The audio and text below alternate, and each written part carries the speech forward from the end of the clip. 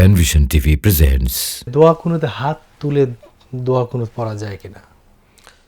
দেখুন, দোয়া কুনুত এটি রুকুর আগে পড়া বেশি উত্তম। রুকুর আগে এটি এর দলিলটা বেশি মজবুত। আচ্ছা, রুকুর পরেও পড়তে পারবেন। এখন এটি নিয়ে নবীজি সাল্লাল্লাহু আলাইহি সাল্লামের থেকে ডাইরেক্ট গাইডলাইন যে এটাই করতে হবে এরকম বর্ণনা আসে নাই। সাহাবায়ে কেরামের আমল দিয়ে সাব্যস্ত। আচ্ছা, তো সেইখানে ওলামায়ে কেরাম ইজতিহাদ করেছেন, গবেষণা করেছেন, সাহাবাদের আমল নিয়ে এসছেন।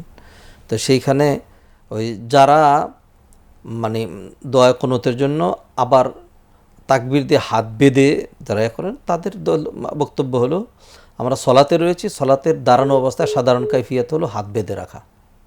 জি, সেই জন্য তারা হাতটা বেঁধেই দোয়া করেন। তবে মাঝখানে আবার তাকবীর দেওয়ার কারণ হলো, যেহেতু তিনি কেরাত শেষ করে এখন এমন আরেকটাতে যাচ্ছেন যেটা কোরআনিক না, হাদিসের।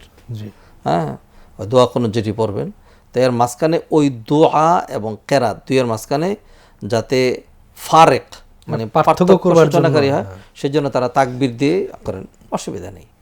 আর বাকিরা মনে করছেন যে দোয়া কুনুত মানে কি, আপনি বলেই দিচ্ছেন দোয়া কুনুত মানে দোয়া, কুনুত মানে দোয়া। আর দোয়ার ক্ষেত্রে সুন্নাহ হলো হাত তোলা। হাত তোলা, দোয়ার ক্ষেত্রে সুন্নাহ হাত তোলা। অতএব যেহেতু দোয়া করছেন, আমরা যখন দোয়া করি তখন আমরা হাত তুলি, রব্বানা যালামনা আনফুসানা। অতএব আমি এটিকে বেশি প্রাধান্য দিতে চাই, যেহেতু দোয়া করা হচ্ছে। আমি যতক্ষণ কেরাতে ছিলাম, সলাতের ভিতরে মানুষ দাঁড়ানো অবস্থা হাত বাঁধা থাকবে, যখন কেরাত পড়বে, যখন কেরাত পড়বে না তখন তার হাত বাঁধা দরকার নেই। আর যেহেতু দোয়া করছে, এখন যদি হাত তোলা হয় তাইলে হাত তোলার মাধ্যমে পার্থক্য হয়ে যাচ্ছে কেরাত এবং দোয়ার মধ্যে, আলাদা হয়ে যাচ্ছে। তারপরে হাত তোলাটা আপনি প্রাধান্য দিচ্ছেন। জি।